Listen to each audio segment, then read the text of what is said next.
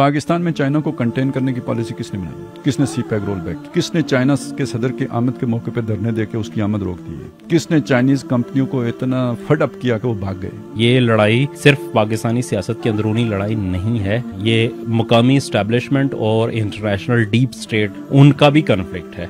कौन रोकना चाह रहे हैं? अमेरिका रोकना चाह रहे हैं। कौन रोक रहा है? इमरान खान रोक रहा है। साफ बात तो ये है ना कि इनको फौज से गिला ये है कि जैसे पहले मेरी मदद करते थे वैसे मदद क्यों नहीं? खान साहब के बारे में ये था कि ये आएंगे, DGISPR थे वो, उनका बड़ा मशहूर बयान है कि 6 महीने मुस्बत रिपोर्टिंग करें तो उसके बाद देखें पाकिस्तान की क्या हालत होगी। कश्मीर का सौदा अगर बाजवे ने किया है तो जब आप दोनों इकट्ठे दौरा करके वापस आए थे तो वर्ल्ड कप की खुशी का इजहार बाजवे ने तो नहीं किया था, वो तो आपने किया था। और कौम को जो आधे घंटे की वो जो है ना अपने ट्रक की बत्ती के पीछे लगाया था वो बाजवे ने तो नहीं लगाया था। इंडिया वो अपना प्रो US स्टांस जो है उसको लेके चलता है अपनी फॉरेन पॉलिसी में, तो वो कम से कम रीजन में आइसोलेट जरूर हो जाएगा।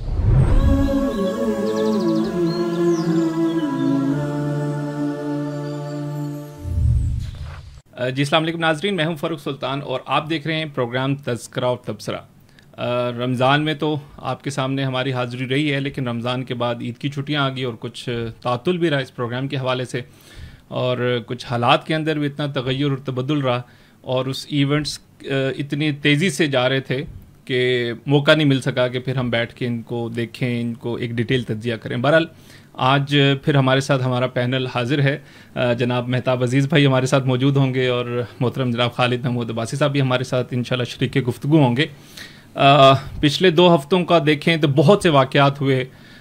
पाकिस्तान के अंदर एक हंगामा खेज़ी जो नज़र आई और मीडिया के ऊपर एक लिहाज से मेन स्ट्रीम मीडिया के अंदर कुछ चीज़ें आती भी रहीं, सोशल मीडिया के ऊपर पाबंदी रही, लेकिन ओवरऑल जो PTI की सूरत हाल है, कुछ गिरफ्तारियां हैं, फिर इमरान खान की गिरफ्तारी हुई और फिर एक ड्रामाई उनकी रिहाई का मामला भी हमारे सामने है और जिस तरीके से अभी भी उनके ऊपर केसेस चल रहे हैं, और फिर बहुत से जो PTI के लीडरान है, सीनियर लीडरशिप है, कुछ के ऊपर जो है वो चार्ज लगा, कुछ को गिरफ्तार भी किया गया, और अभी भी एक जो महाजराई है और ख़ास तौर पे जो एक शर अंगेज़ी के वाक़यात बहुत सारे जो हमें पूरे पाकिस्तान में नज़र आए, उन वाक़यात की तरफ तो नहीं जाएंगे, लेकिन उसके जो पस मंज़र में चीज़ें जा रही हैं और बहुत से चीज़ों के ऊपर यहाँ पर गुफ्तगू पहले भी होती रही, उसके मुहर्रकात आज भी हम देखेंगे और उसके क्या नताइज मुस्तक़बिल में निकलने जा रहे हैं उसके हवाले से गुफ्तगू होगी। तो मैं मेरे ख्याल से स्टार्ट खालिद साहब से कर लेता हूँ। खालिद साहब, वो चीज़ें आप बयान करते थे और मैं कल भी देख रहा था कि नवंबर में भी आपने जब ये सारी एक कमान की तब्दीली हुई और उस वक्त आपने चीज़ों को बताया था कि ये चीज़ें होंगी और अब अटैक जो है वो इदारे के ऊपर किया जाएगा और पाकिस्तान के अंदर ख़ास तौर पे अगर उनके जो मोहरे नाकाम होंगे तो उसके बाद जो उनकी जो हार्ड कोर है वो सामने आएगी। तो अभी तो मेरे ख्याल से चीज़ें बिल्कुल कनेक्टेड हैं, या वो मोहरे जिनको हम पहले कहते थे कि वो पसे पर्दा हैं, तो अब वो सामने नहीं आ चुके, या उन चीज़ों को आप कैसे देख रहे हैं? जी नहीं, आप असल में तवज्जो दिला रहे हैं उस चीज़ की तरफ जिसमें मैंने ये मेंशन किया था कि जब सियासी तहरीक फ़र्ज़ करें न्यूट्रलाइज होगी तो मिलिटेंट विंग जो है ना वो एक्टिवेट होगा। असल में मैं ये कहना चाह रहा था। बिल्कुल सही है, बिल्कुल। लेकिन ये कोई हाइब्रिड किस्म की चीज़ हुई है जो अभी हुई है, ये इसकी अच्छा। मैं तवक्को नहीं कर रहा था उस वक्त कि जो आपका पॉलिटिकल साइड है वो एक डेमोक्रेटिक, देखें मुजाहिरे भी डेमोक्रेसी का हिस्सा है, यानी अगर वो पुरअमन है, अगर उसके अंदर वायलेंस नहीं है तो यानी ये डेमोक्रेटिक प्रोसेस का हिस्सा है, इसको आप उससे बाहर नहीं निकाल सकते। इसके साथ फिर जब आके तो कुछ ऐसे एक्टिविस्ट शामिल हो गए कि जिन्होंने इन मुजाहिरों को वायलेंस, और बड़ी वायलेंस भी कोई आम किस्म की वायलेंस नहीं है, यानी एक तो जो टारगेट जिस तरह सेट किए गए हैं, यानी उनका इंतखाब, और फिर ये कि जिस तरह की आग लगी है मुनज़्ज़म तरीके से जो सब सारा कुछ हुआ है, तो ये तो जैसे इंडिया में हम बात करते हैं ना RSS के जो जैसे लोग होते हैं, वेल ट्रेंड, जिन्हें कोई इस चीज़ की तरबियत दी गई होती है, तो ये एक मरबूत और मुनज़्ज़म तरबियत के बगैर मुमकिन नहीं होता है, यानी एक पूरी इसके पीछे यानी प्लानिंग होती है। इसी वजह से आप ये बातें सुन रहे हैं ना अभी के वो जो तखरीबकार हैं, जो मनसूबा साज हैं, जो उकसाने वाले और उभारने वाले हैं, तो यानी ये अब मरबूत लड़ी है जी, वो यानी परसीव भी ये किया गया है ना जो भी आपके दिफाई इदारे हैं उन्होंने भी इस सारी एक्टिविटी से यही नतीजा निकाला है कि ये एक मुनज़्ज़म कैंपेन थी। तो बहरहाल ये एक जैसे वो एक पॉलिटिकल सिस्टम हाइब्रिड था, तो ये भी एक काउंटर अटैक भी हाइब्रिड ही। हाँ जी, नहीं लेकिन मेहताबी ऐसा अभी जिस तरीके से चीज़ें सामने आ रही हैं, खान साहब की गिरफ्तारी और गिरफ्तारी के बाद जो वाक़यात हैं, उन वाक़यात के अंदर एक चीज़ जो है कि बहुत टारगेटेड थे। अच्छा, उन टारगेटेड अटैक के अंदर जैसे अब खालिद साहब ने पीछे चीज़ें की कि चीज़ें प्लान बनाने वाले, एग्जीक्यूट करने वाले, यहाँ तक भी आया है कि मैप्स बना के उन जगहों की निशानदही करके और फिर जो गिरफ्तारियां भी हुई हैं उसके अंदर सिर्फ जैसे खालिद साहब ने कहा कि हाइब्रिड है, सिर्फ सियासी कारकुन नहीं है, बाकी दीगर जिसके अंदर कुछ मिलिटेंट, और उनका फिर एक बयान भी सामने आया था ट्विटर के ऊपर। तो इस सारी चीज़ को आप क्या देखते हैं कि यार एक ये पूरा एक प्लान था या ये एक अचानक गिरफ्तारी हुई, बड़ा लीडर था, लोग आवाम सड़कों पे निकला है? देखें फ़ारूक भाई, इस पूरे को अगर आप समराइज करना चाहें तो मैं ये कहूँगा कि जिस तरह से इमरान खान साहब को लाना एक मिस कैलकुलेशन का नतीजा था। एक जो आपने जो प्लानिंग की थी वो उसका फार्मूला जो है ना वो दुरुस्त नहीं था। तो यहाँ पे भी यही सूरत हाल हुई है कि जब वो निकले हैं उसके बाद की उनके जितनी भी मूव्स हैं, चाहे वो असम्बलियों से रिज़ाइन करना था, चाहे जो क्या कहते हैं अपनी हुकूमतें 2 सूबों में थी वो तोड़ना था, या उनकी गिरफ्तारी की सूरत में जो रिएक्शन था वो सारी मिस कैलकुलेशन के ऊपर मबनी था। दोनों तरफ ही उसका है। लेकिन स्पेशली जो कि दूसरे एंड पे तो वो उनकी कैलकुलेशन तो डिफेंसिव होनी थी ना, तो वो तो खैर उसको हम छोड़ देते हैं फिलहाल। इनकी तरफ से चूंकि एग्रेशन इनकी तरफ से था या एक्टिविटी इनकी तरफ से थी और इन्होंने सारी चीज़ को कैप्चर करना था, तो इन्होंने मिस कैलकुलेट किया सारी चीज़। ठीक है, जिसमें आपने कहा उसमें बहुत सारे फैक्टर शामिल हैं। मतलब उसमें देखें बाजोड़ से और ये कबायली इलाकों के तरबियत याफ्ता लोगों को लेके आया गया, और ये एजेंसीज के पास बहुत पहले से रिपोर्ट्स मौजूद थी कि उनको बाकायदा किसी को 50,000 रुपये महीना पे, किसी को उसके ऊपर लोग आते थे। और खान साहब जब इस्लामाबाद आते थे तो यहाँ पे भी बहुत बड़ी तादाद होती थी कि जो आते थे, और ये ओपनली मतलब जो सिक्योरिटी के ज़िम्मेदार काम हैं वो इवन मतलब मीडिया को बार बार उन्होंने बुला के ब्रीफिंग्स भी दी, बैकग्राउंड ब्रीफिंग की, ये देखें ये लोग हैं, ये असला था, ये है, अगर हम इसको इस तरीके से टैकल करते तो ये हो जाता, वो हो जाता। अब जब खान साहब को उठाया, मुझे नहीं पता कि वो उस वक्त क्या कैलकुलेशन थी और किस तरीके से उन्होंने इसको किया, लेकिन उसके बाद जो कुछ भी हुआ वो सारा कुछ सामने है। मतलब व्हाट्सएप के वो मैसेजेस जहाँ पे लोकेशन शेयर हो रही हैं कि किस जगह पहुंचना है, इतने बज के इतने मिनट में फलां जगह पे। इनके जो अहम लीडरान हैं उनकी तो वीडियोस सामने हैं, वो बार बार कह रहे हैं कि उस जगह आपने जाना है। एक तो वो है ना कि मतलब वो तो ओपन वीडियोस थी ना जो ओपन मतलब शेयर हुई है, जो व्हाट्सएप के ऊपर है, क्योंकि व्हाट्सएप में भी मुख्तलिफ लोग थे, उनके ग्रुप्स के अंदर जो चीजें हो रही थी उसमें तो पिन पॉइंट थी सारी चीजें कि इतने बज के इतने मिनट तक इतने लोग पहुंचे, आगे फलां होगा, पीछे ये होगा, इस रास्ते पे पुलिस खड़ी है तो उस रास्ते से आना है, कहाँ पे हमारे लोग हैं, कौन सा। लेकिन जो कैलकुलेशन थी ना वो इनका ये ख्याल था कि जब ये निकलेंगे इस तरीके से हमलावर होंगे इंस्टॉलेशंस के ऊपर, GHQ के ऊपर, कोर कमांडर्स हाउसेस के ऊपर या दीगर मिलिट्री इंस्टॉलेशंस के ऊपर, तो उसमें ये उस वक्त ये कह रहे थे कि एक फ़ौज के अंदर इंटरनल कू हो जाएगा। और वो उनका ये कहना था कि जी इनके बच्चे, इनकी बीवियां, इनके सारे लोग वो हमारे साथ हैं, ये चंद लोग जो है ना ऊपर हैं। वो एक आदिल राजा साहब हैं जो इंग्लैंड में बैठे हुए हैं, तो वो 2 लाख बंदे वो अंदर से गिरफ्तार भी हो गए वो उन्होंने उस रात को कोर कमांडर कॉन्फ्रेंस भी मंगला में बुलवा ली थी, वहां पे भी जमा हो गए और ये हो गए।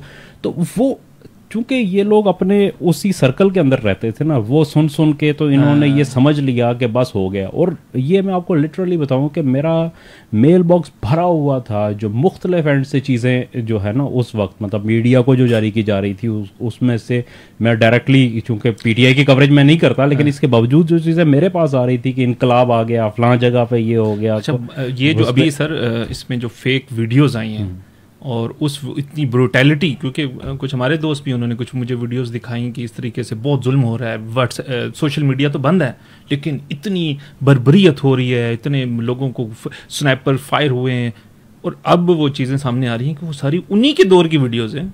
कुछ उन्हीं के दौर की वीडियो से, या शायद इससे कुछ बर्मा की वीडियोस हैं, कुछ जो अच्छा, है ना कुछ वो सीरिया की वीडियो हैं, टीआरटी की रिपोर्ट है, कुछ आर्टिफिशियल इंटेलिजेंस से एआई से बनाई गई तस्वीरें तस्वीरें जो है उन्होंने जनरेट की हैं उससे।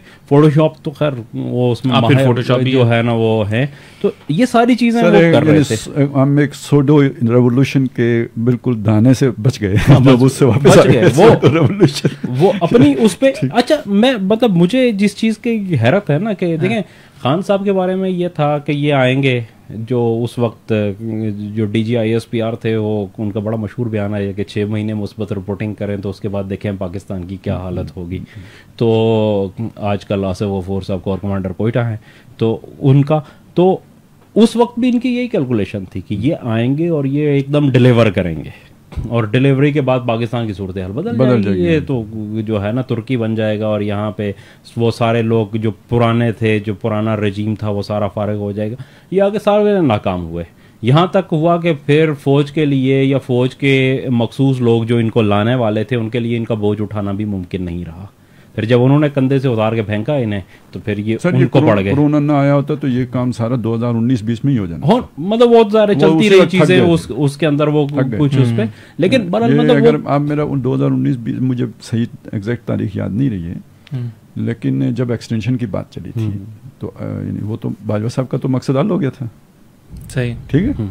तो उसके बाद शेख रशीद के 1-2 बयान आए थे जिससे मैंने ये नतीजा निकाला, ये तो मुर्देबाद नमा है ना जी बिल्कुल से, तो कि भाई ये हुकूमत गई, ऊपर से कोरोना आ गया, कोरोना ने बचा दिया। नहीं तो ये तो बिल्कुल मुझे तो ये लगता है कि उस वक्त तय हो गया था। मतलब चीजें नहीं चल रही थी ना, हमने देखा कि कहाँ से कहाँ पहुंची। उसके बाद के भी जो हालात हैं वो भी हमारे सामने नजर आ रहे हैं, और जो कुछ उस वक्त हो रहा था हम यही इसी चीज़ को रो रहे थे कि भाई ये इनके बस की बात नहीं है। ये हर रोज़ जिसको ये कह रहे थे कि अगर मईशत अच्छी नहीं है तो अपना बुरी नहीं है तो अच्छी भी नहीं है, और वो सख्त तशवीश का इजहार उस वक्त हो रहा था। असल में वो नहीं थी ना, ये तो दफ्तर आना, देखें बहुत सारी चीज़ें होती हैं ना, ब्यूरोक्रेसी से भी रिपोर्टें आ रही होंगी, ऑफिस किस तरह चल रहा है, किस तरह के लोग आ रहे हैं जा रहे हैं, सारी चीज़ें देखें ना सामने ही होती है ना, छुपी तो नहीं होती। लेकिन सर मतलब जो आप मुस्तकिल एक बात ख़ासतौर पर इन दिनों में, मतलब पहले तज्जियों में भी ये चीज़ें करते रहे हैं, बार बार बताते भी रहे हैं कि ये जो टाइम है, इस टाइम के अंदर पाकिस्तान के हालात, एक तो जो सियासी हालात हैं वो तो चले हम डिस्कशन करते भी रहते हैं, लेकिन एक ओवरऑल जो पाकिस्तान की सिमत है वो तारीख़ एक दोहराए से मोड़ी है, ठीक है। अब उसके अंदर हमें नज़र ये आता है कि जो मुशर्रफ रजीम थी, मुशर्रफ रजीम का एक पूरा दौर जो 20 साल गुजारा है, सिर्फ फ़र्क ये मतलब नज़र आता है या एक महसूस ये होता है कि बस वो रजीम एक लिबरल से बदल कर एक मजहबी रजीम में मुंतकिल हो रही है, या हम ये कह सकते हैं मुशर्रफ से एक ज़िया-उल-हक ईरा की तरफ हम बढ़ रहे हैं। तो फ़र्क तो कोई नहीं ऐसा नज़र आता। आप कह रहे हैं कि नहीं, यहाँ कोई एक बड़ी क्रिटिकल और बड़ी अहम चेंज है, एक अहम टर्निंग पॉइंट है। वो टर्निंग पॉइंट कैसे आप साबित करें? अच्छा देखें, अब ये जो सवाल है ना, ये काफ़ी मुश्किल है, पेचीदा है, ठीक है, ठीक है। इसकी जेतें बहुत सारी हैं, और ये यानी इसकी हर जेत आपस में गुंजलक भी है, यानी वो बिल्कुल सीधी स्ट्रेट नहीं है कि आप उसे समझ लें, और ख़ुद भी गुंजलक हैं और दूसरी के साथ उलझी हुई भी है, ठीक है, ओवरलैप है, ओवरलैपिंग भी करती है, ठीक है। इसलिए ये ज़रा थोड़ा सा मैं कुछ तमसीलात से मैं समझाने की कोशिश करता हूँ। देखें, चीज़ ये है कि ज़िया-उल-हक का जो दौर था वो इस्लामी दौर नहीं कहे, उस वक्त इस्लामी टच का दौर है। मतलब ज़िया-उल-हक ने जो भी हुकूमत की वो इस्लामी हुकूमत किधर है, वो तो इस्लाम बदनाम होने वाली बात है ना। वो इस्लामी टच की, मतलब उन्होंने इस्लाम, उस वक्त एक तहरीक चली थी PNA की तहरीक, उसने निज़ाम मुस्तफ़ा का एक मोमेंटम बना दिया था। उस मोमेंटम की बुनियाद पर एक वो 11 साल निकाल गया बंदा इस्लाम करके, ठीक है। वो खुद किधर से इस्लामी था, या दूसरी तरफ उस वक्त इंटरनेशनली भी जो चूंकि हालात वो जहाद भी कराना था और ये सारा चीज़ थी, रशिया के खिलाफ भी जाना था, तो वो उसमें फिटेस्ट था, तो वो उसने वो किया। ताजुद भी पढ़ते थे और सारा कुछ वो यूं चलता था। अब उसके बाद यह है ना कि देखें, वो उसके असरात रहे, जैसे सूरज गुरूब हो जाता है तो उसके बाद भी उसकी शफक तो बाकी रहती है ना, उसके असरात रहे ये आप। लेकिन आप ये देखें 97 में जब उधर तकरीबन तालिबान आ गए थे अफ़गानिस्तान में, तो अगर उस वक्त यहाँ 2 तिहाई वाली अक्सरियत थी नवाज शरीफ साहब के पास, लेकिन ये उनसे फासला रखे हुए थे, अगरचे के तस्लीम कर लिया था, लेकिन आप अगर ख़ास तौर पे शहबाज शरीफ साहब के बयान देखें, ये वो तो इस तरह की चीज़ें, हमारे दहशतगर्द जाके वहाँ छुपते हैं, मतलब एक हॉस्टिलिटी थी उनके ख़िलाफ़ इनके बयानात के अंदर। ठीक है, वो तो यानी तारीख बदल रही थी, पाकिस्तान कोई और कोर्स आल्टर कोर्स कर रहा था, लेकिन ये कि अफ़गानिस्तान किसी और तरफ सफ़र कर रहा था, तो ये एक फ़र्क पैदा हो रहा था। अब वहाँ पे आ गया परवेज़ मुशर्रफ, इनकी छुट्टी हो गई, तो वो यू टर्न जो इन्होंने भी लेना था वो परवेज़ मुशर्रफ ने ले लिया, वो जल्दी हो गया। कुछ वो हादसा भी हो गया जो इंडिया ने वो जो एटमी धमाके किए, तो बदले में हमें भी करने, ये एक दूसरा रुख था, ये उसके साथ मैचिंग नहीं है। वो जो तारीख का धारा है ना, उसके अंदर ये वाली चीज़ जो है ना एक ऑब्स्टेकल के तौर पर आ गई, ये एटमी धमाकों वाली बात इंडिया की तरफ से भी और हमारी तरफ से भी। सही है।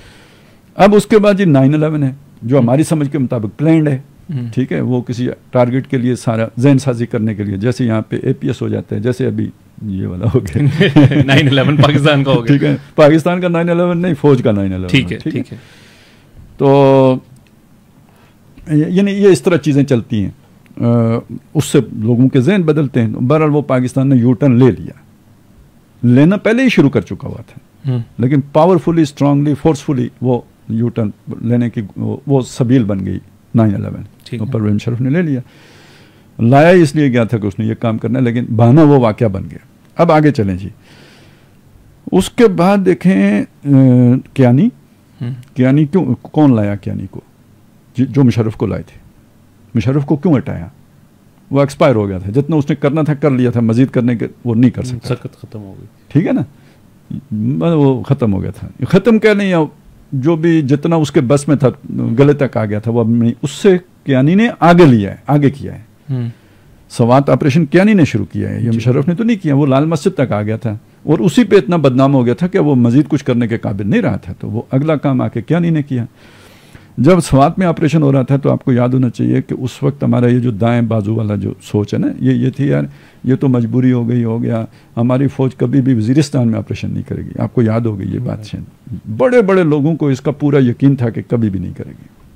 बल्कि ये बात हमीद गुल जैसे और जो है असलम बेग नहीं, वो क्या नाम है उनका, जो मौलाना तैयब साहब के भाई हैं, मेजर आमिर साहब, ये लोग बाकायदा इसको प्रोपोगेट करते थे मेन स्ट्रीम चैनल्स पे बैठ के कि नहीं जी यहाँ तो अलग बात थी, वो कभी नहीं होगा, कभी नेवर, यानी आप सोच भी नहीं सकते कि ये बात होगी। बल्कि वो ये कहते थे कि ये तो पार्टा है, ये तो प्रोवेंशनल ट्राइबल एरिया है, इसलिए तो वो तो कायद-ए-आज़म का उनके साथ तो मायदा है। तो राहिल शरीफ ने आके वो भी कर लिया, ज़र्ब-ए-अज़ब भी हो गया, ठीक है जी, और फिर अंदरूनी मुल्क भी फुल फ्लज काम हो गया। अब आ गए जी बाजवा साहब, तो वो उससे भी आगे गए।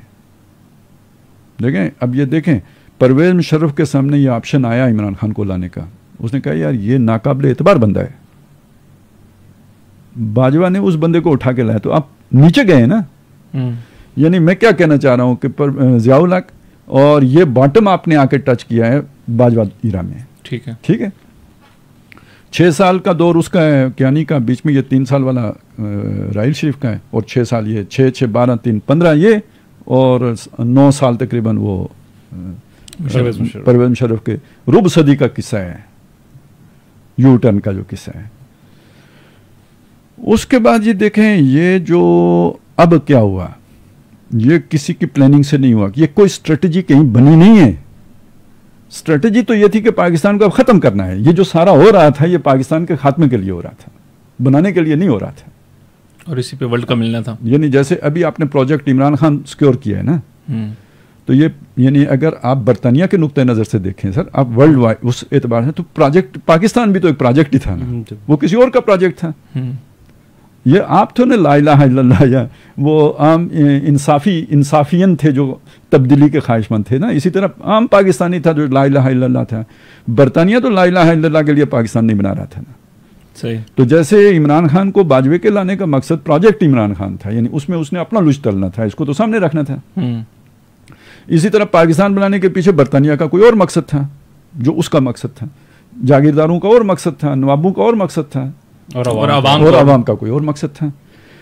और अब वो उन्होंने जो बड़ी ताकतें हैं, उन्हें अब प्रोजेक्ट पाकिस्तान की ज़रूरत नहीं रही थी, जैसे बाजवे को नहीं रही एक वक्त में आके। ठीक है, ठीक हो गया, उसने ये ख़त्म करना है प्रोजेक्ट पाकिस्तान। अमेरिका के इसीलिए तो अमेरिका फासले पे चला गया था। और जो बहरहाल आपने जाके चाय के कप शप पिए, उसके बाद तो और भी ज़रूरत नहीं रहती, बिल्कुल ही ख़त्म हो गया था। तो अब आपका क्या करना था? आपका एटम बम रिवर्स करना था सारा, डीन्यूक्लियराइजेशन। अब तो बात भी आ गई है ना यार, वो सलीम साफ़ी ने 80 अरब डॉलर के पता नहीं रुपये उसकी कोई बात भी की है, खबर भी छोड़ी है उसने, आप नज़रों से गुजरी है शायद, पता नहीं जी कुछ ऐसी बात है। तो बहरहाल ये सारी चीज़ें थी, कहीं लड़ाई हो गई, अल्लाह ने लड़ाई करा दी।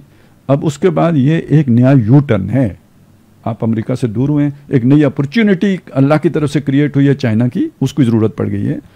अब ये देखें, अब वो हमारे मकासद के लिए हमारे साथ नहीं है, उसके अपने मतालिब हैं, जैसे कभी बरतानिया के थे ऐसे चाइना का अपना मतलब है। लेकिन हमें एक सहारा मिल गया, अगर अमेरिका हमें ख़त्म करने के दर पे था तो चाइना का सहारा मिल गया।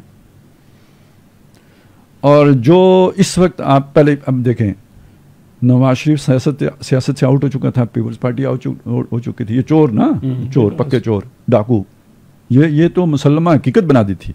वैसे आप अगर देखें ना, अभी जो इंसाफी हैं उनको ज़्यादा गुस्सा इस बात पर नहीं है कि इमरान को क्यों होता रहा, जितना गुस्सा इस बात पर है कि चोर क्यों मुसल्लत किए, क्योंकि उनका ज़हन ही ये बना दिया गया कि ये चोर हैं। सही। तो इनकी तो गोया सियासत ही ख़त्म थी। उधर देखें आप, यानी सियासत में से ये आउट थे, इनकी कोई यानी जिसे कहते हैं वापसी की कोई गुंजाइश नहीं थी। उधर आप देखें तो जिस आदमी की कोई गुंजाइश नहीं थी वो आसिम मुनीर था। ठीक है। अदालत में आप देखें तो जिस आदमी की कोई गुंजाइश नहीं थी वो काजी फायजी सा था। यही है ना? सही है। अब हुआ क्या है, जिसे हम यू टर्न कर रहे हैं, नया यू टर्न जो है, इसमें वो लोग वापस आ गए हैं कि जिनके बारे में कोई तवक्को ही नहीं थी वापस आने की, और जो उस रजीम के एतबार से मिसफिट लोग थे और बड़ी मुखालफत के बावजूद आ गए। इसको मैं ये कहता हूँ ये कोई खुदाई तदबीर है। ठीक है।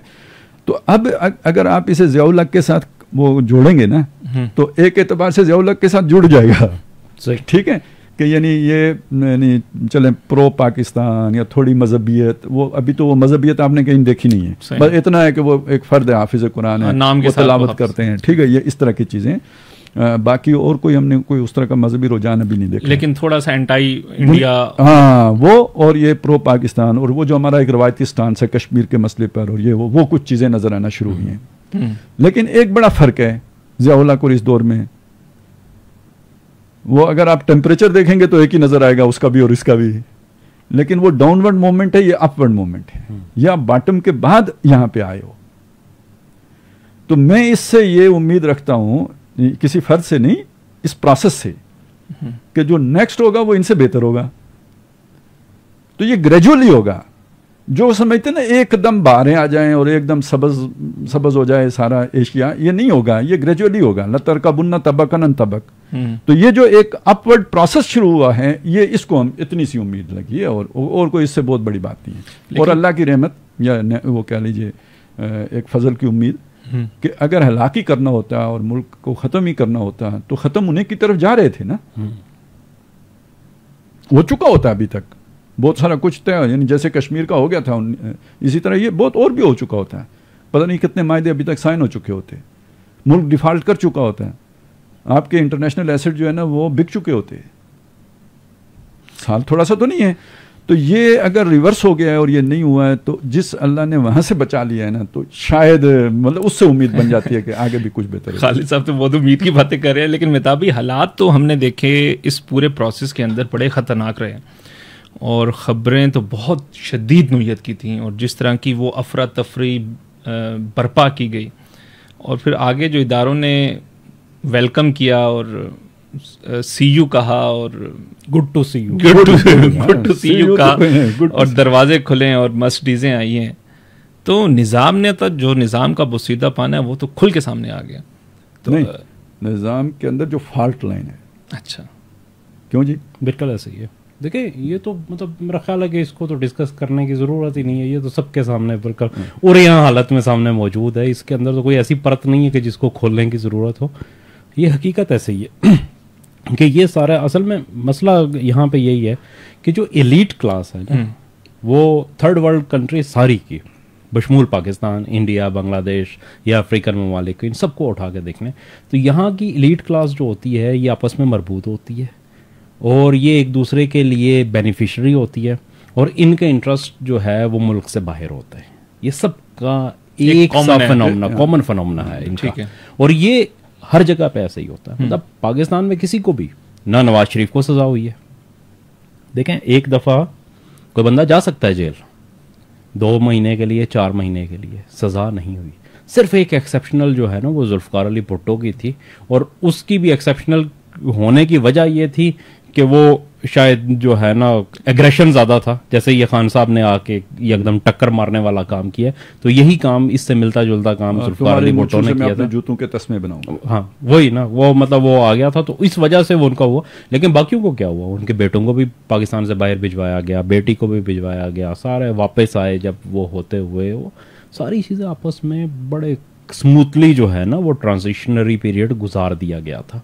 तो बाकी तो किसी का भी यहाँ पे नहीं हुआ, वक्ती तौर पे होता है। कल खान साहब को भी अगर हुआ, मतलब ये कोई ज़्यादा भी मसला हुआ तो खान साहब के साथ भी यही होगा, 5 साल का, 7 साल का, 10 साल का मायदा हो जाएगा, ये बाहर जाए सियासत में, फिर दोबारा से आएंगे, चलता रहे इसी तरीके से जो एग्जिस्टिंग सिस्टम है इसके अंदर। तो यहाँ पे कोर्ट की अगर आप बात करें या उसकी बात करें, तो वो चूंकि एक बेनिफिशरी है और खान साहब के लिंक्स और भी हैं, जैसे हम ये चीज़ भी डिस्कस करते रहे हैं कि ये लड़ाई सिर्फ पाकिस्तानी सियासत की अंदरूनी लड़ाई नहीं है, इसके ताने बाने बाहर मिलते हैं। ये मुकामी इस्टेब्लिशमेंट और इंटरनेशनल डीप स्टेट जो है ना यहाँ पे आके उनका भी कन्फ्लिक्ट है। तो वो अपने अपने मोहरे जो है ना, वो जिस जगह पे जो बंदा बैठा हुआ है वो दिखाता है कि वो किसके साथ है। देखिए खान साहब की पार्टी के लोग अब निकल के जा रहे हैं ना, तो सबको पता चल रहा है कि ये कौन था, ये किसने भेजा, कहाँ आया था, किसके कहने पे आया था, कैसे जा रहा है, ये सबको पता चल रहा है। इसी तरह जो खान साहब को रेस्क्यू कर रहे हैं उनका भी सबको पता चल रहा है कि ये कौन लोग हैं, ये कहाँ से हैं। लेकिन यहाँ इनकी डोरियां कहाँ से हिल रही हैं। लेकिन फर्क सिर्फ इतना सा है कि चूंकि लोकल एस्टैब्लिशमेंट के जो लोग हैं वो इस बात को ओन करते हैं कि हमारा ताल्लुक एस्टैब्लिशमेंट से है, हमारे पीछे वो लोग हैं, हम खड़े होते हैं। वो शेख रशीद साहब कहा करते थे कि गेट नंबर 4 से जो है ना हम हैं। तो यहाँ पे भी वही मसला है। लेकिन जो इंटरनेशनल उसके हैं, चूंकि उसके बारे में अवाम के अंदर जो है वो बहुत नेगेटिव जो है उसकी परसेप्शन है, इसलिए वो ऑन नहीं करते पब्लिकली।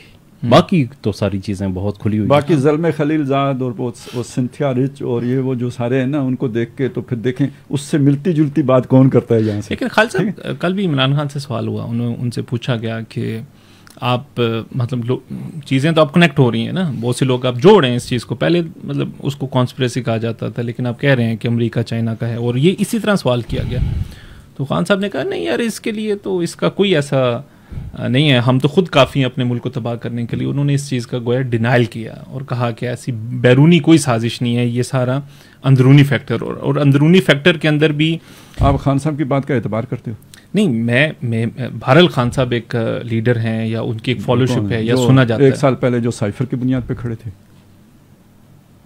अमेरिका की साजिश की थी, फिर वो सारी जो है ना वो बाजवे की साजिश हो गई, अब वो वन मैन, वो फिर वो डर्टी हरी की हो गई जी, फिर ये कि वो आसिम मुनीर की हो गई, और अब ताज़ा तरीन ये है कि आसिम मुनीर के कान जाके जरदारी ने भरे। अच्छा खालिद, जो एक बात पे ठहरता ही नहीं है। एक और चीज़ में बड़ी दिलचस्पी है कि पिछले जब खान साहब इक़्तिदार में थे तो अमरीकी सफ़ीर ने कुछ मुलाकातें की थी, तो खान साहब ने कहा था कि कैसे हो सकता है कि एक अपोजिशन का सियासी रहनुमा और उससे जाके गैर मुल्की सफ़ीर जाके मिले। तो आज जब ये चंद दिन पहले वो सुबह का टाइम पे उनके फवाद चौधरी साहब से जाके मिला है वहाँ पे, तो वो चप्पल पहने हुए उन्होंने अभी वही ख्वाबगाह के लिबास में थे, और उस वक्त उनकी हुई, और फौरी तौर पे मतलब बाहर से वो फोटोग्राफर भी नहीं बुला सके, तो उनकी बेगम ने खुद सेल्फियाँ बना के चढ़ाई हैं। और फिर आप कैसे जो है ना किसी चीज़ को वो करें, ये क्या है ये सब कुछ? अगर खान साहब कहते हैं कि ये नहीं है, तो फिर किसी तो पॉइंट पे उन्हें रुकना चाहिए ना, वो कोई एक उसूल तो मुकर्रर कर लें। लेकिन उनका भी मसला ये है कि वो अपने लिए एक अलग उसूल बनाते हैं और दूसरों के लिए वो एक अलग उसूल बनाते हैं। तो यार इसको इस तरह देख लेना, चले एक और तरफ देख लें कि अमेरिका क्या चाहता है, कंटेनमेंट ऑफ चाइना।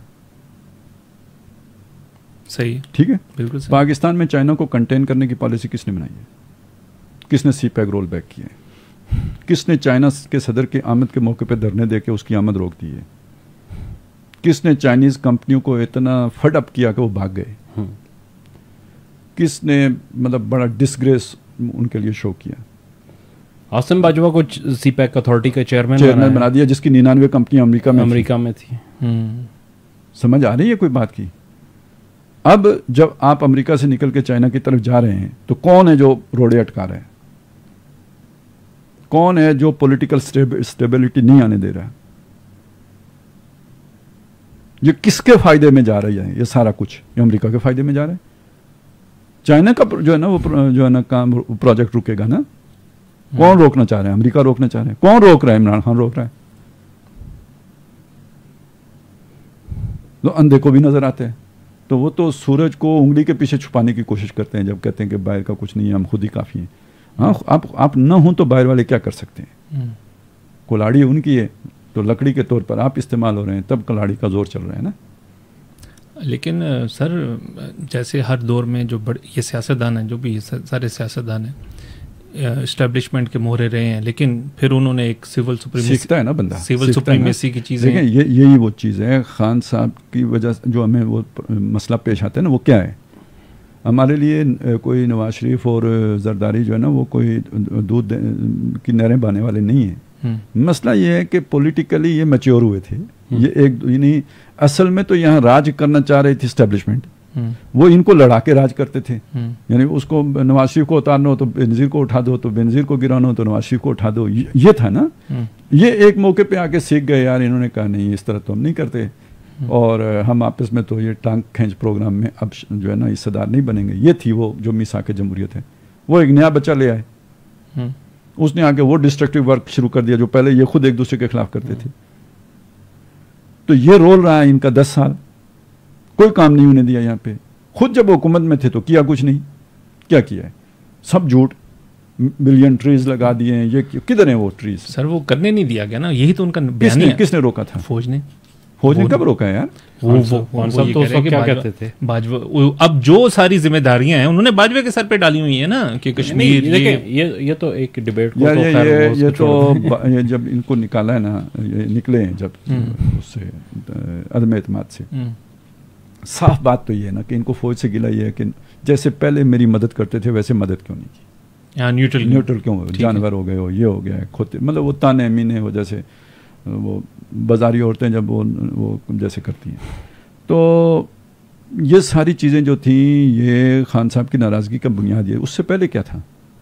एक पेज, बाजवा बाद में भी एक पेज था ना जी, एक पेज था ना।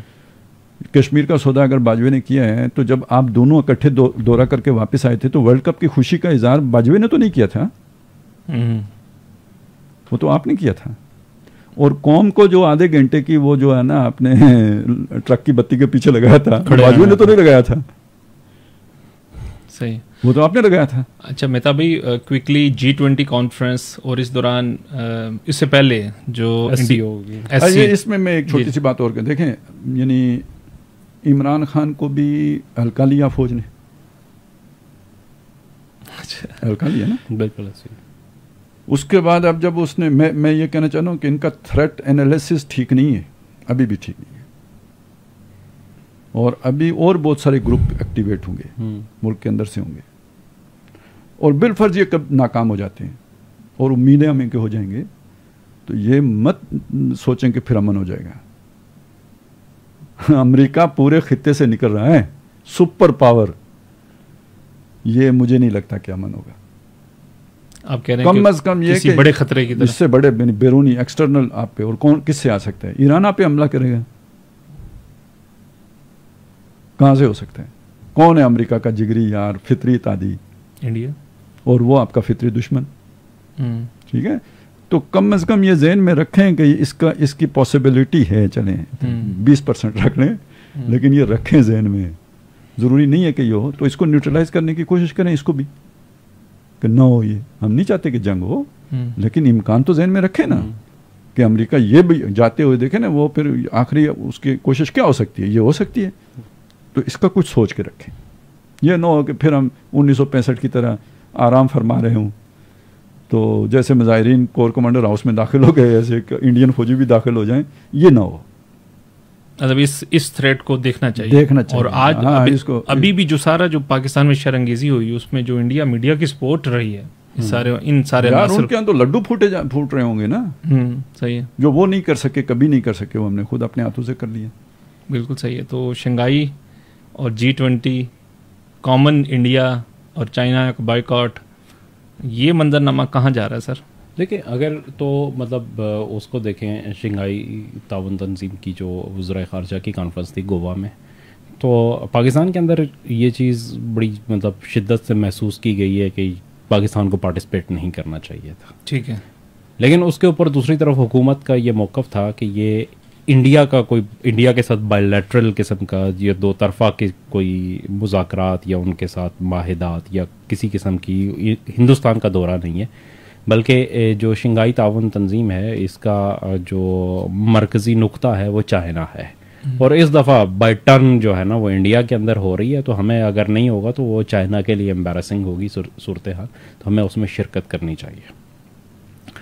और उसमें भी जब हमने देखा कि बिलावल भुट्टो के जाने के बाद की जो सूरत हाल थी वहाँ पे, वो ख़ासी हौसला अफजा रही है। मतलब ओवरऑल अगर इससे बाहर निकल के देखें, एक तो पहली बात है कि उसने वो अपना रवायती मौक़िफ़ जो ख़ासे अरसे से हमने तर्क किया हुआ था, वो इंडिया में बैठ के बड़ा बाबांगे दोहल जो है ना उसने बयान किया, किसी भी उसके ऊपर नहीं है। और फिर मतलब एक जो इंडियन रिएक्शन था ना उसके ऊपर, मतलब जो उनके वज़ीर ख़ारजा हैं वो बड़े मैच्योर समझे जाते हैं, लेकिन वो कई सफारती आदाब और उससे भी बाहर निकल के एक बिल्कुल तंग नज़र, बुनियाद परस्त, मुतासिब किस्म के एक हिंदू एक्सट्रीमिस्ट की जो साइकी है उसका शिकार नज़र आए। और उसको प्रोवोक किया है इसने बिलावल ने, और उस पे वो आ गया, वो उसके ऊपर वो हुए, उसके कानों से धुआं निकला। तो ये चीज़ मेरे ख्याल में मतलब उस हद तक जो है ना खुशाइन थी कि हमने अपना देखें, मतलब उसमें कमियां कोताहियां तो खैर अपनी जगह पे, लेकिन पार्टिसिपेशन और एक्टिव पार्टिसिपेशन और शायद मतलब ये बड़े अरसे बाद ऐसी थी। अभी के बिलावल ज़ाहिर है उस तरह से यंग भी है, उसकी वो उतना एक्सपीरियंस भी नहीं है, लेकिन जितने भी वहाँ पे थे, मतलब मैं उसका इंटरव्यू देख रहा था जो कुछ इंडियन मीडिया के साथ वहाँ पे, तो मुझे हैरत हुई कि एक बहुत सीनियर उनका जर्नलिस्ट था, वो बार बार हाइपर हो चुका था, लेकिन बिलावल ने बड़े ही उसे जो है ना वो सॉफ्ट अंदाज से उसको टैकल किया और अपनी पूरी बात की। कहीं पे भी ऐसा नहीं हुआ कि वो जज्बाती हुआ उसके अंदर। ये बहुत अच्छी जो है ना वहाँ की है। जो दूसरा इसका G20 का है, तो इसकी चूंकि ये भी इंडिया में हो रहा है, तो उसकी एक सियाहती कॉन्फ्रेंस जो है वो श्रीनगर में रखी गई थी। तो रात की खबर ये है कि चाइना ने जो है ना ओपनली बायकआउट का ऐलान कर दिया है कि वो इसे समझता है एक मुतनाज़ा इलाका और वो इसके अंदर शरीक नहीं होगा। और फिर ये भी खबरें हैं कि शायद सऊदीया और कुछ दीगर ममालिक भी जो G20 के हैं वो भी शिरकत ना करें इसके ऊपर। वो अभी तक कंफर्म नहीं है, लेकिन इसकी भी, और ये 2 दिन बाद है, 22 तारीख को होनी है, तो अभी क्या सूरत हाल है उसके बारे में थोड़ा सा मतलब टाइम है। लेकिन ये है कि ये चीज़ें कि चाइना ने तो ओपनली कर दिया है, तो मेरे ख्याल में ये भी इंडिया के लिए एक बड़ी, चूँकि चाइना एक सुपर पावर भी है और इमर्जिंग सुपर पावर भी है, एक तो उसके पास वीटो भी है, और दूसरी बात यह कि दुनिया जो बदल रही है उसमें लीडिंग रोल चाइना का है, और चाइना के असरात जो है अब हमें मिडल ईस्ट पे बहुत वाज़ेह तौर पे नज़र आ रहे हैं। बिशारुल असद ने भी अब विजिट कर वो विजिट उसका कर लिया, उससे पहले भी जो ईरान और सऊदीया के जो है ना वो चाइना के साथ थे, जिसको चाइना ने वो ना जो अपने हमारे अदालत के ससुराल में जितनी टेंशन होगी ना उतनी टेंशन उधर अमेरिका में भी होगी। तो अब का क्या बनेगा, तेरा क्या बनेगा। तो यहाँ पे ये चीज़ें हैं कि जब ये यहाँ पे ये सूरत हाल आ गई है तो इसके असरात ज़ाहिर है कि हिंदुस्तान के लिए वो जो आज से 2-3 साल पहले हमें ये नज़र आ रहा था और ये बात बड़े उससे कही जाती थी कि पाकिस्तान इंटरनेशनल कम्युनिटी में आइसोलेट हो चुका है, उसे बिल्कुल तन्हा कर दिया गया है, उसका कोई साथ देने वाला नहीं है। लेकिन अब की जो सूरत हाल डेवलप हो रही है उसके अंदर ये सूरत हाल अब इंडिया की तरफ मुंतकिल होती चली जा रही है कि इस रीजन के अंदर कम अज़ कम जो चाइना का लीडिंग रोल है उसमें मिडल ईस्ट पूरा चाइना की तरफ आ गया है, वो अमेरिका से अब फासला रखना शुरू हो गए हैं। और सेंट्रल एशिया और अफगानिस्तान ये तो खैर है ही है ना पहले से, मतलब म्यांमार वो उसके अंदर। तो यहाँ पे अगर वाहिद जो है वो इंडिया वो अपना प्रो यूएस स्टांस जो है उसको लेके चलता है अपनी फॉरेन पॉलिसी में, तो वो कम से कम रीजन में आइसोलेट ज़रूर हो जाएगा। इंटरनेशनली शायद उसे टाइम लगे, लेकिन अगले 1-1.5 साल से के अंदर जो है ना वो रीजन में आइसोलेट ज़रूर हो जाएगा। और जो बात पहले खालिद साहब ने कही थी, मैं उसको इससे लिंक यहाँ पे करना चाह रहा हूँ कि 2024 का जो साल है वो है हिंदुस्तान के अंदर इलेक्शन का साल, और बीजेपी जो है, जो वो हिंदू इंतहा पसंदी का जो नज़रिया लेके आई थी, वो अब ज़वाल पज़ीर है। मुख्तलिफ रियासतों में हिमाचल प्रदेश उनके हाथ से निकला, और अभी हाल ही में जो इंतखाबात हुए वहाँ कर्नाटका उनके हाथ से निकल गया। अगला जो बड़े पैमाने पे जो उत्तर प्रदेश के इलेक्शन है, उसके अंदर भी पोजीशन, जितने भी पोल वहाँ पे चल रहे हैं, जो सर्वेज रिपोर्ट आ रही हैं, उसमें भी बीजेपी की हालत कोई अच्छी नहीं है। तो बीजेपी जो थी ये स्टैंड कर रही थी 3 पॉइंट्स के ऊपर: एंटी पाकिस्तान, एंटी मुस्लिम और एंटी चाइना। अब एंटी चाइना वाला जो है वो इंडिया के अंदर से ख़त्म हो चुका है, क्योंकि उन्होंने जो वो हुआ है लद्दाख के बाद जिस तरीके से, और अरुणाचल प्रदेश के अंदर उसने किया, खुद इंडियन मीडिया के अंदर अजय शुक्ला की बड़ी मशहूर रिपोर्ट है कि उन्होंने कई हजार किलोमीटर का जो एरिया है वो खट्टे हो गए। नहीं, फवाद चौधरी के साथ दौड़े भी तो लगी। हाँ, दौड़े वहां से लग रही थी। तो वो इसलिए कि एंटी चाइना में आप कुछ प्रैक्टिकली कर नहीं सकते, दिखा नहीं सकते। वहां पे आते हैं तो आपको कहा जाता है कि ये भी हुआ था, इसके ऊपर क्या रिएक्शन दिया, ये हुआ था, इसके ऊपर क्या रिएक्शन दिया, तो लिहाजा वो स्टांस तो ख़त्म हो गया। अब दूसरी बात यह है कि एंटी मुस्लिम जो था उसमें अब जान नहीं रही है। उसकी बुनियादी वजह यह है कि मुसलमान बहुत वहाँ पे जितना उनको दबाया जा सकता था उतना दबाया जा चुका है। उसे कश्मीर का एक था कि जनाब उसको हम करेंगे, तो वो आपने 5 अगस्त 2019 को कर लिया, जो बाबरी मस्जिद का था उसको ख़त्म कर दिया। तो वहाँ पे कोई अब उसके अंदर कोई ऐसी चार्मफुल चीज़ रह नहीं गई कि जो इंटरनेशनली जो है ना अपना पूरे नेशनल लेवल के ऊपर जो है उसको बूस्ट कर सके।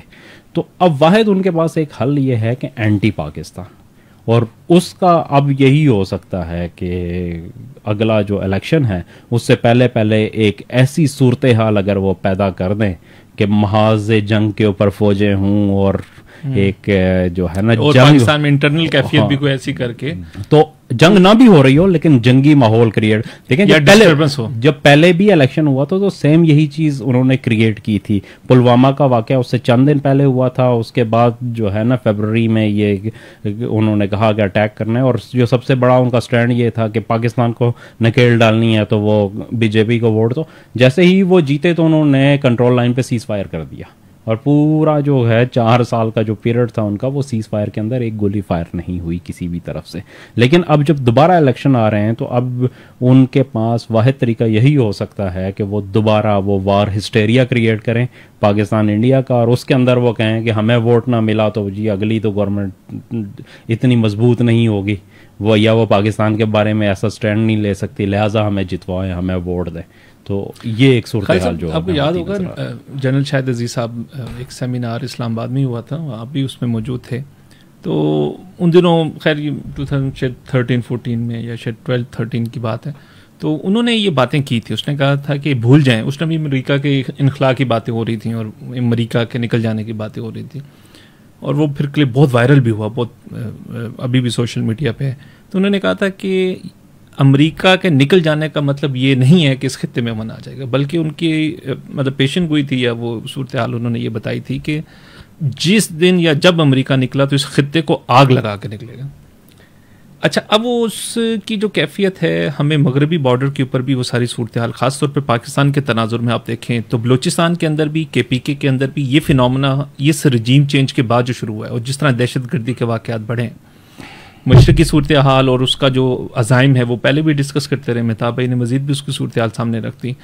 और इंटरनली जो वो स्लीपिंग सेल्स जिस तरीके से एक्टिवेट हुए हैं, और टारगेट करके ख़ुद पार्लियामेंट के ऊपर भी और इदारों के ऊपर भी, और मेन इदारा जो जिसे हम कहते हैं, जो बहरहाल एक जैसे आप उसे इख्तलाफ करें, इत्तफाक करें, जो एक आपके दिफा का बायस होता है, उसको जिस तरीके से टारगेट, और अब उसके हेड को जिस तरह स्टैंड अलोन किया गया दलमे खलीलजाद ने, मतलब वो सारे जो पॉइंट्स इंडिया के, आपको जलील का लफ्ज़ तो याद रहता है, जलील उस वजन पे तो सर वो अज़ाइम देख लें, इंडिया के अज़ाइम देख लें, पाकिस्तान के अंदर ये जो ये जो अनासिर हैं जिन्होंने अब एक सिविल सुप्रीमेसी का जो एक बहरूप बांध के, तो आप इस चीज़ को कैसे अब देख रहे हैं?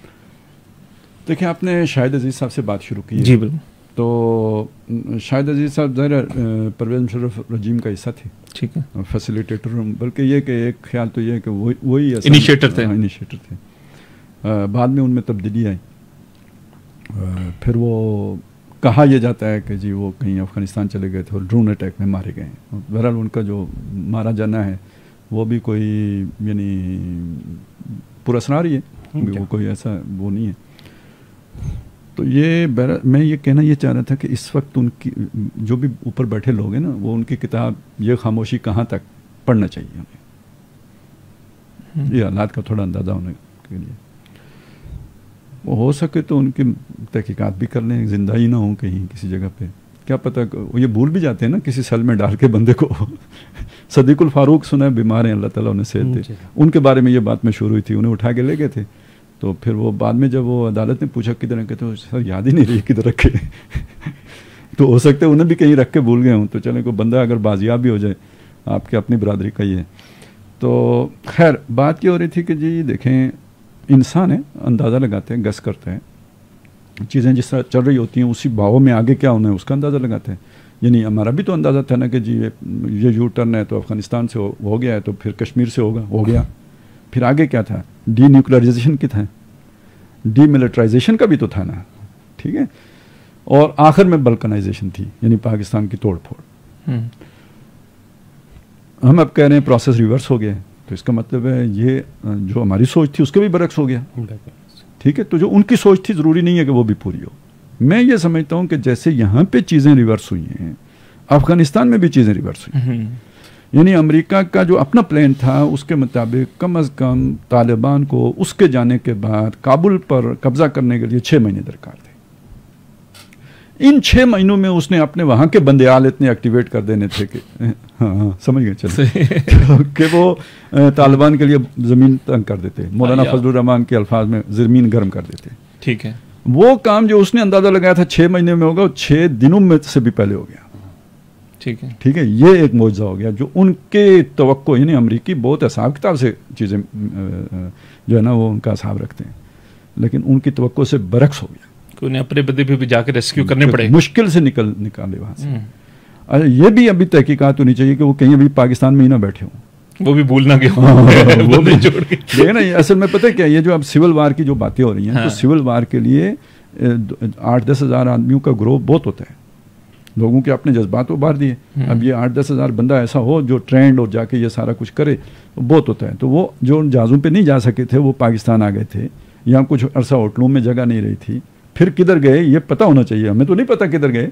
अच्छा खालिद साहब, मैं थोड़ी सी इसमें एक इंटरप्ट के इंटेलिजेंस रिपोर्ट्स ये हैं कि जो ये डिस्ट्रक्शन थी इसमें भी कुछ उसके सबूत मिले हैं, लेकिन उसके अलावा जो पाकिस्तान के बड़े कब्जा ग्रुप है ना, बड़े कब्जा समझ गया, ठीक है, वो उनकी जो प्राइवेट मलेशियाज उन्होंने बनाई हुई हैं वो भी इसमें शामिल, वो नहीं, एक तो इसमें शामिल हैं, उस मलेशिया के अंदर जो अफगान नेशनल आर्मी के वो फैक्टर्स थे ना जो अमेरिका नहीं जा सके हैं, और वो आके अब यहाँ पे नौकरी कर रहे हैं और बड़े अच्छे मुआवजे के ऊपर जो है ना समझ आई, ठीक है। ये चीज़ है, यानी वो इधर ही बैठे हुए हैं। तो अब वो यानी आपने अगर ये सारा कुछ बचाना है तो उनको तलाश करना पड़ेगा। और ये अब अगली बात भी सुन लेना कि वो फिर जिन्होंने उन्हें नौकरियां दी हुई हैं उनका भी सिरा ढूंढे ना। देखें ये जो ज़मीनें खरीदी जाती हैं और कब्जे किए जाते हैं, फ़लस्तीन कैसे बना है? फ़लस्तीन में शुरू में तो वो जो आबादकार आए ना यहूदी, उन्होंने इसी तरह के फ्रंटमैनों से मुंह बोले दामों ज़मीनें खरीदी हैं, जो किसी ने कीमत लगाई उससे भी बढ़ के दिए हैं, और फ़लस्तीनियों में भेजे, इतने पैसे मिल रहे हों तो बंदा क्यों ना बेचे? वो कहते हैं मैं उधर जाके ले लेता हूँ। फिर तो वो अब यहाँ पे शुरू हो गया था। तो इन लोगों का खुरा तलाश करना चाहिए कि पीछे इनकी पीठ किधर मिली हुई है, और ये फैसिलिटेटर बने हुए हैं इस तरह के लोगों के जो मुल्की हैं ही नहीं, और उनको एक तरह से पनाह दी हुई है ना सर, आपने तहफ़्फ़ुज़ दिया हुआ है। खैर ये तो एक वो ज़िमनी बात आ गई। जो असल बात हम कर रहे थे वो ये थी कि यानी ये जो सारा अमेरिका का भी वो मकसद पूरा नहीं हुआ, पाकिस्तान में भी जो सिविल वार कराने वाली बात थी वो पूरी नहीं हो रही, नाकाम हुई है। ठीक है, यानी ये बहुत बड़े अल्लाह के एहसानात में से है कि इन्होंने ये ओछा हाथ डाला है और एक्सपोज हो गए, लेकिन सारे अभी भी नहीं हुए। देखिए ये जब हम कादियानी का लफ्ज़ इस्तेमाल, ये कोई मजहबी चक्कर नहीं है सर। वो जो कादियानी मजहबी होंगे ना वो हो सकते मासूम हों, उनकी छतरी तले बहुत से मुल्हिद हैं जो, यानी जैसे मगरिब में शैतानों के क्लब होते हैं और वहाँ पे फिर तय होता है कि किसको क्या ओहदा देना है, इसी तरह हमारे यहाँ वो जो शैतानी क्लब है वो इस छतरी तले है, उसका सियासी इन्फ्लुएंस है सर। ठीक है, ये सारे जो आप ये फलाना ससुराली ये जाके उधर ही से जुड़ेगा। ये जो दामादी ससुराली काम चल रहा है ना, ये सारा उधर ही जाके जुड़ता है, मतलब क्रश फैक्टर वहीं जाता है। ये क्रश ये सारे असल में डिसेप्शन से, असल चक्कर वो है जो मैंने आपको बताया ना कि वो एक शैतानी चक्कर है। ठीक है, जिसे हम नेटवर्क भी कह सकते हैं, जिसे हम डीप स्टेट भी कह सकते हैं, जो इंटरनेशनल उससे जुड़ा हुआ है सारा। वो जो आपने कहा था ना कि जी इनके मुफादात बाहर हैं, तो किस जरिए से बाहर हैं, वो ये जरिया बनता है कि अब बाहर भी तो कोई चाहिए ना कि लोग आपके लिए नरमी महसूस करें। तो वो कैसे महसूस करेंगे कि यार ये वो तबका है जिसे वहाँ पे दबा के रखा गया है, तो उसके साथ जुड़ना इसलिए ज़रूरी होता है। ये पूरा एक वो बनता है ना, एक वो यानी सारा एक निज़ाम बनता है। तो मेरा कहने का मकसद ये था कि जी ये वो जो शाहिद साहब की वो ख्याल था ना, वो उस एतबार से नहीं पूरा हुआ है। बात अपनी जगह पे बिल्कुल ठीक थी, यानी ऐसा अमेरिका के मंसूबे का हिस्सा था, यानी ये उसने ये टीटीपी वाले इधर धक्का दे कर लाए थे। मुझे अपनी एक वो गलती का भी वो है यानी एहसास हुआ इन दिनों में कि हमने टीटीपी का भी बड़ा यानी एक हमदर्दी और सॉफ्ट वो रखा है ना। जैसे आजकल आप देखेंगे साफियों में बहुत से जो हैं वो एक कह रहे हैं यार इनके साथ ज्यादती नहीं होनी चाहिए, ये पीटीआई वालों के साथ। इस तरह हमने भी रखा कि यार ये तो सादा लोग थे, इनको रियासत ने गुमराह किया, रिएक्शन में फिर उन पर जुल्म किया तो रिएक्शन में वो कर रहे हैं। लेकिन अब मुसीबत ये है कि जब फसाद शुरू हो जाता है तो रियासत उसे कंट्रोल कैसे करे, यानी उसके बगैर तो वो कंट्रोल हो नहीं सकता ना। तो वही चीज़ अब इधर हो गई है। पैदा उन्होंने नहीं किया, लेकिन ये कि अब खड़ा हो गया तो अब ख़त्म करना है तो कैसे ख़त्म करेंगे। उधर एक बेहतर बात यह हो गई है कि ये जो अभी चाइना का वज़ीर ख़ारजा आया था तो यानी काबुल के साथ तो आपके ताल्लुकात अच्छे बन गए सफरीकी जो, और वो अगर इस पोजीशन में हैं कि वो उनको ज़रा न्यूट्रलाइज कर सके, उनमें जो अच्छा अनसर है, ज़ाहिर है जो दूसरों के हाथों में खेल रहा है वो तो कभी नहीं मानेगा, लेकिन जो किसी गलतफहमी की वजह से रिएक्शन की वजह से है तो उसको उम्मीद है कि वो न्यूट्रलाइज कर देंगे। तो ये वाला फसाद भी यानी जो आग लगा सकते थे जिनके ज़रिए से वो अगर न्यूट्रलाइज हो जाते हैं तो फिर वो आग उधर से लगने का इम्कान कम हो जाएगा। ठीक है, तो यानी अभी उधर भी एक बेहतरी की, जो शायद अजीज़ साहब ने जो बात कही थी उसके मुकाबले में एक बेहतरी की सूरत नज़र आ रही है, लेकिन मैंने बताया कि वो फिर इधर से होगा, मशरक से होगा फिर क्विकली। और ये और चीज़ें भी बेहतर हुई है ना। देखें आपके लिए ईरान का भी एक ख़तरा था, बहुत बड़ा ख़तरा था, मगरिब से सिर्फ अफगानिस्तान का ख़तरा ही तो नहीं था ना, ईरान के भी अपने अज़ाइम थे। तो ये जो चीज़ें हो रही हैं ये बहुत अच्छा यानी एक सूरत हाल नक्शा बनता जा रहा है। ईरान भी करीब आ गया है, तालिबान भी अगर करीब आ जाते हैं तो ये आपकी पीठ तो मजबूत हो गई। मदद ना भी करें तो चलें, छुरा तो नहीं घूमेंगे, लेकिन ये कि मदद की भी तो उम्मीद हो सकती है ना, फर्ज करें। और फिर अंदर से भी चीज़ें अब खुल के सामने आ रही है। अच्छा, उससे पहले ये जो मारे आस्तीन है सारे सामने आ जाते हैं, तो ये भी अच्छा है। बिल्कुल सही। बस मुताबिक क्विकली प्रोग्राम का भी टाइम ख़त्म हो रहा है, तो तुर्की के इलेक्शन बड़े उसको ज़रा आप समराइज़ कर लें, क्योंकि बहुत से हमारे नाजरीन ने उस हवाले से भी कुछ तजिया। कैसे रहा पहला मरला, बिल्कुल क्या अनएक्सपेक्टेड था या एक्सपेक्ट, क्योंकि जो सर्वेज आ रहे थे उसमें तो उर्दगान को उस तरीके से नहीं दिखाया गया, लेकिन बहरहाल रिजल्ट्स के अंदर काफ़ी मतलब जिसे कहते हैं ना मार्जिन से वो क्या है। देखिए तुर्की के इलेक्शन जो है ना वो एक बड़ी दिलचस्प की बात उसके अंदर ये होती है कि वो पूरी दुनिया का एक फोकस पॉइंट बन जाता है, और शायद मुस्लिम दुनिया के अंदर वाहिद इलेक्शन है जो इतने फोकस होते हैं, मजहबी पूरा मीडिया और उनके नजरें सारी उसके ऊपर वो हो रहे थे। और वो पिछले मतलब 2-3 इलेक्शन से हमने देखा कि उनकी ख्वाहिश होती है कि किसी तरीके से उर्दगान हार जाए वहाँ पे इलेक्शन, और हर चीज़ जो है ना उसके लिए वो अपनी साख को भी दाव पे लगाने और के लिए तैयार होते हैं, और सब कुछ अपना लुटा के वो कहते हैं सर्वे की क्रेडिबिलिटी भी दाव पे लगा सब कुछ वो मतलब कर उन्होंने लेते हैं। आखिरी जो जलसा किया ना वो उसी शहर में, वो जो अतातुर्क का जी, मतलब जी। वो बड़ा सा एक सिंबॉलिकल जी, था ना, जो इनके जो मुखालिफ थे, जो उर्दगान के जो दूसरी पार्टी के थे। तो बहरहाल वो मतलब वो सारी चीज़ें प्रोवोक की गई उस नेशनलिज्म को, जो टर्क वो नेशनलिज्म के जो एक पुराना एक सिंबल्स तो हर चीज़ को प्रोवोक किया गया। मतलब आप वैसे ये देखें कि मगरबी मीडिया ये बता रहा था कि वहाँ पे इस्लामिस्ट अगर कोई है ओरिजिनल तो वो सादत पार्टी है, और वो उर्दगान के मुखालिफ है। उर्दगान तो वो कहते हैं हिपोक्रेट है, मतलब मुनाफिक का लफ्ज जो है ना वो मगरबी मीडिया बता रहा है कि असल इस्लामियों कौन है, असल इस्लामियों को पहचानो और इनको वोट दो। कौन हो और उसको। और सादत पार्टी भी चूंकि इनके मुखालिफ थी तो सही। उसके अंदर हुआ। लेकिन इसके बावजूद तुर्की का जो रिजल्ट है वो मतलब जो इसमें दो इलेक्शन थे, एक सादत तो पार्टी जो है ना मुनाफिक उर्दगान को छोड़ के जा तो सेकुलर लिबरल जो दूसरी पार्टी है उसके उसमें खड़ी है। मुझे खुद मतलब हैरत, मैंने फेसबुक में लिखा भी ऐसे सादतमंद इधर हमारे यहाँ भी मौजूद हैं। ऐसे बहुत सारे साधु, मतलब उर्दगान के ऊपर आप 10 एतराज करते हैं वो सारे के सारे वैलिड हैं।